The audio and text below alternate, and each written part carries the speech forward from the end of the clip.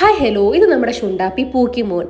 പൂക്കി എന്നാണ് പേരെങ്കിൽ കൂടെ ഞാൻ പൂക്കി എന്നൊന്നും അധികം വിളിക്കാറില്ല കേട്ടോ. ഞാൻ ഷുണ്ടാപ്പി, അമ്മയുടെ പൊന്നെ, അമ്മയുടെ സ്വത്തേ എന്നൊക്കെയാണ് വിളിക്കാറുള്ളത്. 35 ഡേയ്സ് ആയപ്പോഴാണ് എനിക്ക് പൂക്കിന്ന് എൻ്റെ കയ്യിൽ കിട്ടിയിട്ടുണ്ടായിരുന്നത്.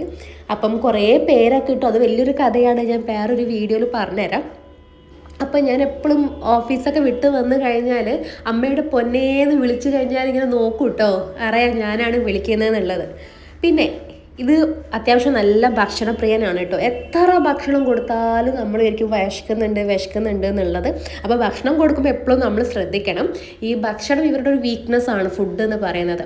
അപ്പം നമുക്ക് ട്രെയിൻ ചെയ്യിപ്പിക്കാൻ കുറച്ചും കൂടി ഈസിയാണ്. ഇപ്പം ഈ ചെറിയൊരു ഏജിൽ തന്നെ സിറ്റ്, ഷേക്ക് ആൻഡ് സ്റ്റേ ഇങ്ങനത്തെ കാര്യങ്ങളൊക്കെ പഠിച്ചിട്ടുണ്ട്, പേര് റെക്കഗ്നൈസ് ചെയ്യാൻ പഠിച്ചിട്ടുണ്ട്.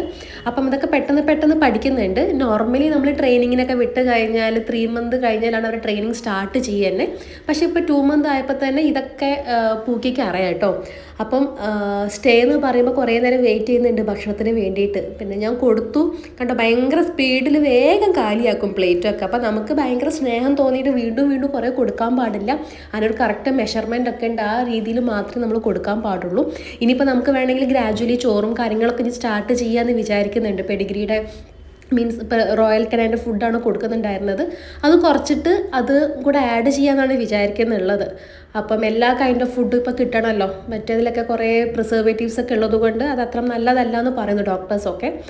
അപ്പം സ്പീഡിൽ കാലിയാക്കിയിട്ടുണ്ട്. ഇനി വേറൊരു വീഡിയോയിൽ പൂക്കിയുടെ വേറൊരു വിശേഷമായിട്ട് വരാം. Okay, thank you.